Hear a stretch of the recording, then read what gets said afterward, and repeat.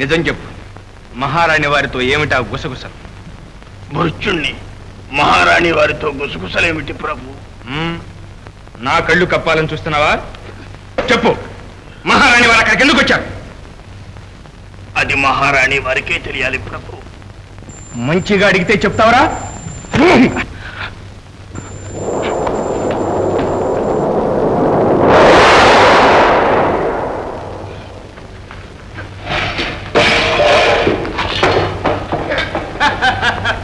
మూర్ఖుడా, పులి నోట్లో తలదూర్చి ఇంకా ఎందుకు అపెండుకురా?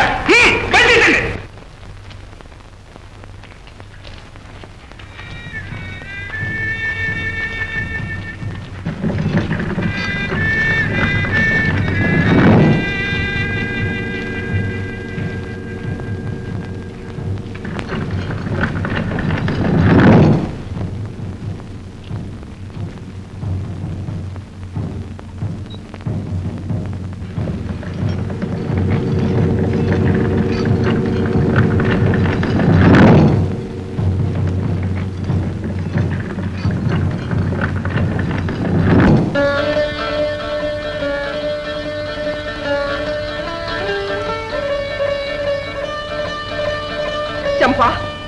కన్న తండ్రి విజయలక్ష్మిని చేపట్టి మహారాజ వైభవంతో ఈ ద్వారంలో అడుగు పెట్టగాని రత్నాల హారతులిచ్చి స్వాగతం చెప్పాలి.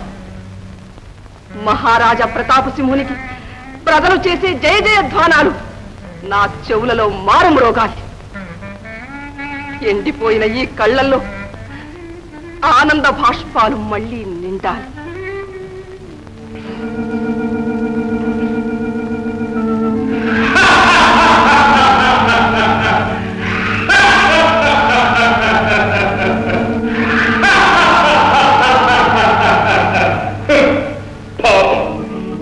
సింహాసనం ఎక్కించాలనుకున్న నీ స్నేహితుడు నల్లరాజు కైవల్యంలో నీ కోసం కాచుకునుంటాడు. ఒకే ముహూర్తంలో ఇక్కడ నీకు జనసమాధి, అక్కడ బాబు భజరంగడికి పట్టాభిషేకం. చాణక్య నీతి ప్రదర్శించిన నీ తల్లి చావు నీకొచ్చినంత త్వరగా రానివ్వను. నీ మృత కళేబరంతో కలిపి ఆమెకు సజీవ సమాధిని నిర్మిస్తాం.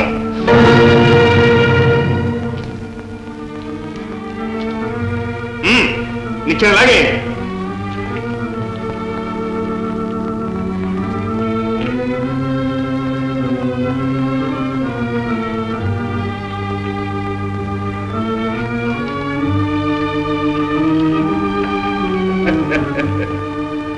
మీరు ప్రభువులు, మహారాజు, ఆజ్ఞాపించవలసింది మీరు, శిరసావహించవలసిన సేవకుడు నేను.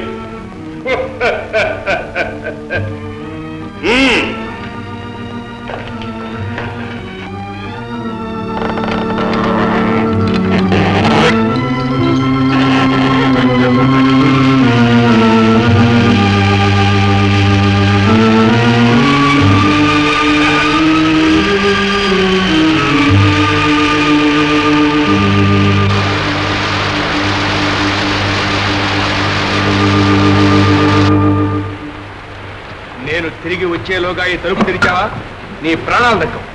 జాగ్రత్త.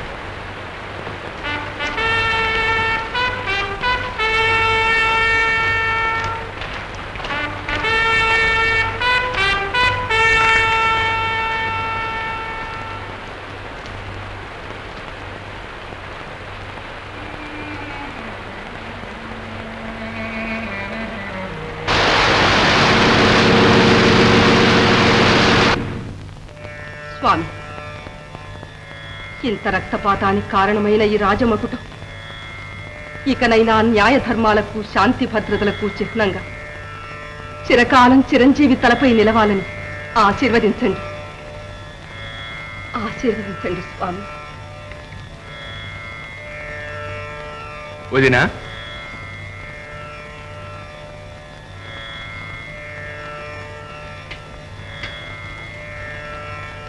పట్టాభిషేకానికి ముహూర్తం సమీపిస్తోంది. కిరీట పూజ జరగాలి.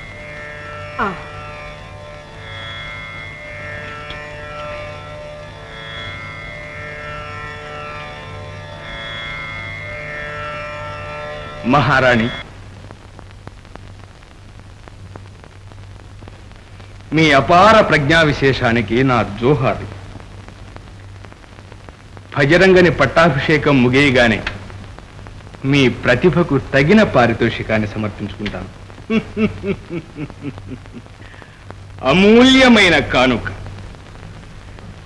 మీ ప్రాణానికి ప్రాణమైన ప్రతాపుని మృతికలే వరం.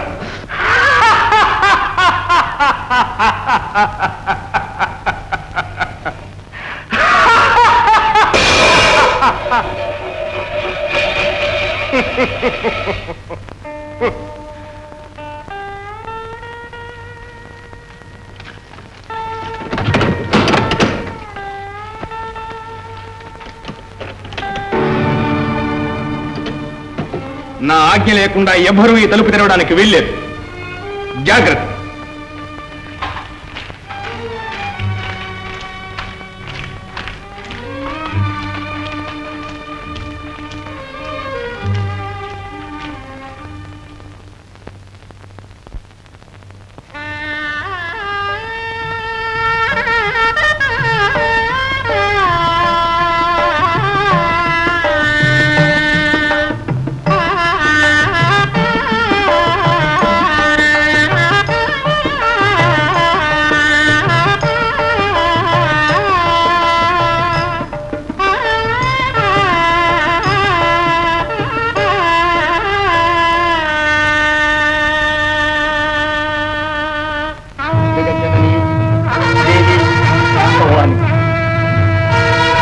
పట్టాభిషేకం ముహూర్తము సమీపిస్తోంది. వ్యవధి లేదు, వెంటనే బయలుదేరి వెళ్ళాలి.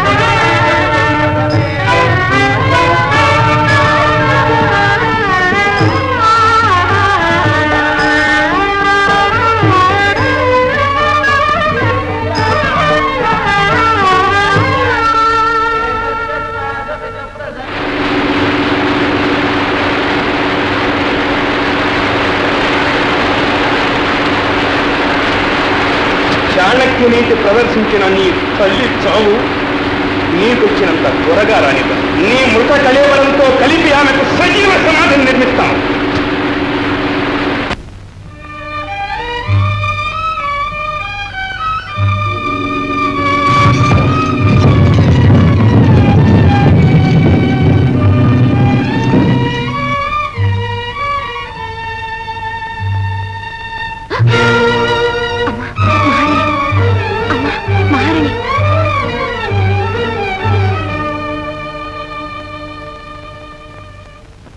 బాబు భజరంగ సింహుడు మహారాజు కాబోతున్నాడు.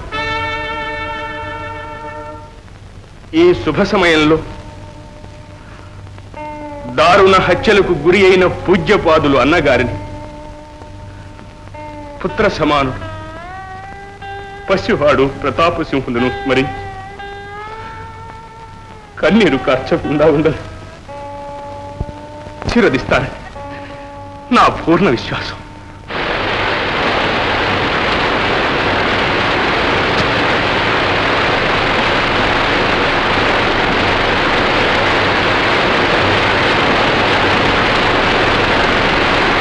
ఒకే ముహూర్తంలో ఇక్కడ నీకు జనసమాధి, అక్కడ బాబు భజరంగడికి పట్టాభిషేకం.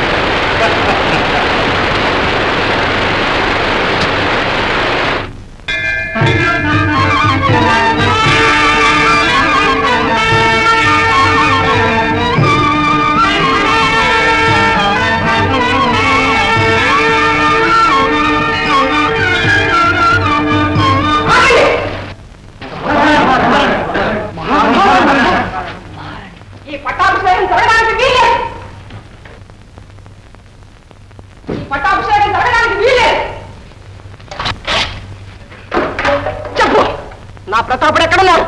నా బిడ్డ ఏం చేశావు చెప్పు, మాట్లాడు. ఏమిటి వెర్రి ప్రశ్న వదిన?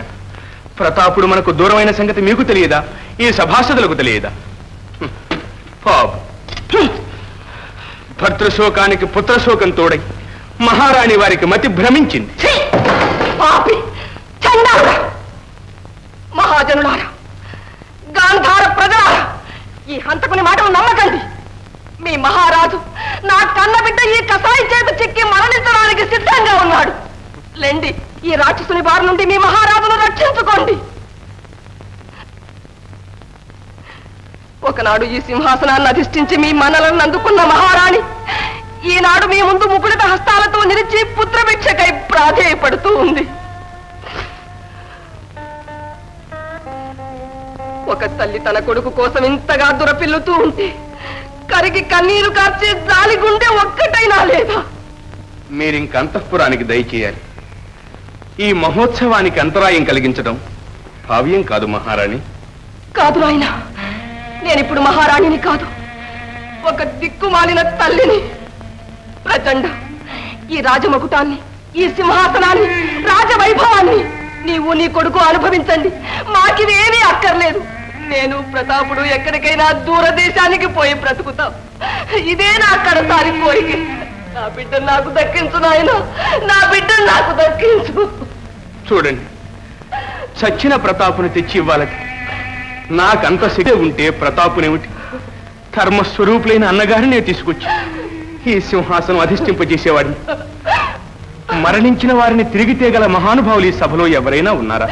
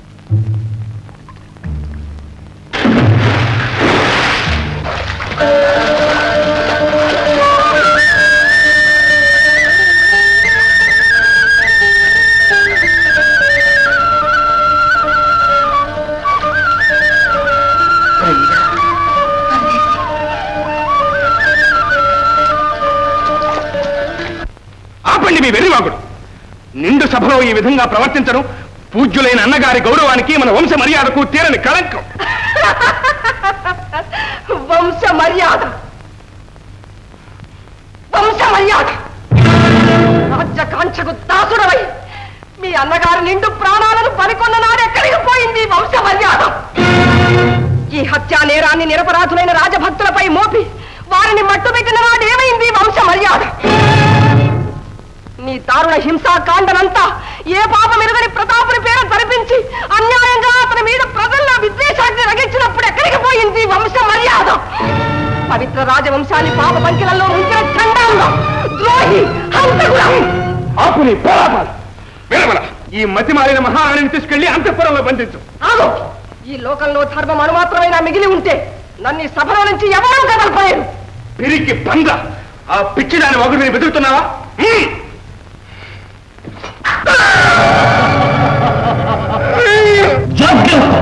ఎవరైనా మహారాణిని సమీపించారా? అదే గతి. ఇంకా చూస్తారే, ఆ ద్రోహి పట్టి బంధించండి.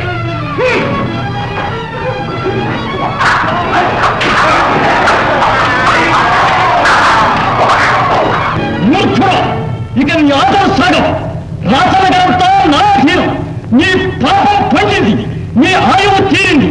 ఇక నిన్ను రక్షించడానికి ఆ బ్రహ్మకైనా తరం కాదు.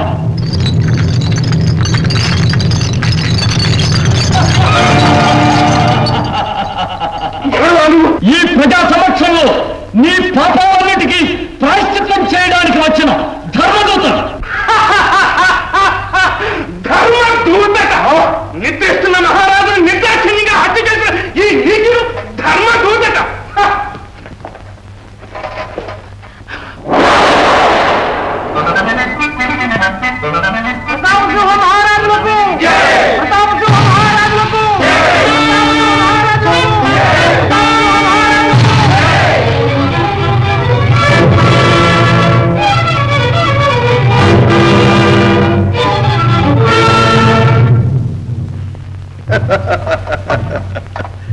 పిరికి పంద, మహావీరుల వంశంలో జన్మించావు.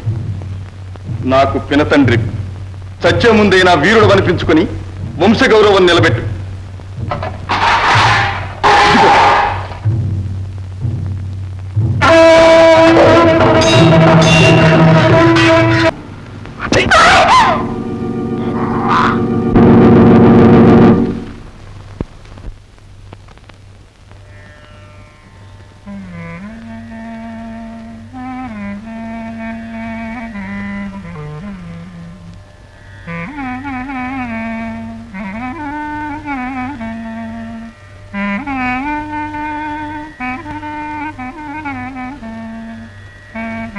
అమ్మా, ఇన్నాళ్లకు నీ ఆశీర్వాద బలంతో నా ప్రతిజ్ఞ నెరవేర్చుకోగలిగాను. నాయనా ప్రతాప్, అమ్మా,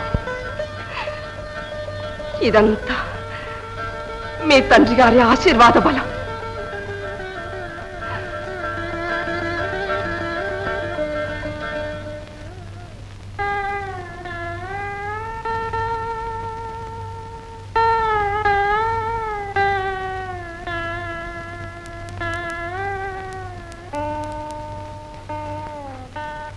ప్రమీల, నా ప్రతిజ్ఞ నెరవేరింది. ఇక నీ ప్రతిజ్ఞనే మిగిలింది. ప్రభు, ఈ దాసి అపచారాన్ని మన్నించండి. అన్నను కోల్పోయిన ఆవేశంలో నన్ను తరింపవచ్చిన దైవాన్ని తెలుసుకోలేకపోయాను. నన్ను మన్నించండి.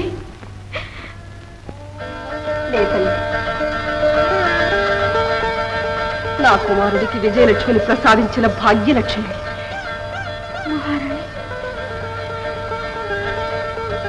అమ్మా, అరుగు నా వీర సోదరుడు. ఈ అఖండ విజయయాత్రలో నాకు అండదండగా నిలిచిన ప్రాణమిత్రుడు. మీరందరూ చేసిన మహోపకారానికి ఈ దేశం, రాజవంశం ఎంతైనా రుణపడి ఉన్నాయి. మహారాణి, మీకు దండం పెడతాను. అమ్మమ్మమ్మ, ఎంత మాట సెలవిచ్చారు. మహారాజు ఇన్నాళ్ళు మాలో ఒక్కడికి అమ్మసడమే మహాభాగ్యమని ఎంచుకున్నావు తల్లి. శంభు, చిత్త, ఎన్నటికైనా ఈ మహారాజు మీలో ఒకడిగానే ఉంటాడు.